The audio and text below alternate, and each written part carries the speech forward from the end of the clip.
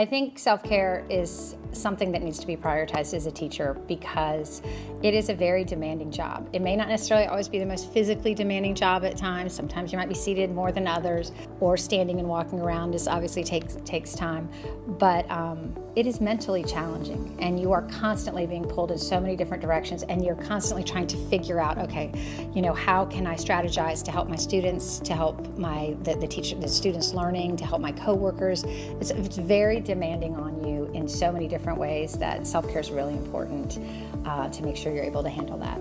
That's my number one strategy, just taking time to pray and just kind of meditate on things and take the focus off myself and just ask for help. Some teachers will have students in their classroom during lunch, and you got to give yourself a break. And there's nothing wrong with that, but you do need to set time apart for yourself.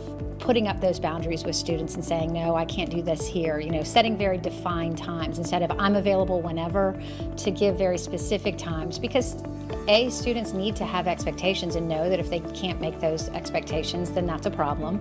But then they also, you need to have, you don't need to just be sitting around waiting, But again, I would probably say that the number one strategy is to forgive yourself, is to be forgiving and know that some days you're going to have better days than others, and you do your best.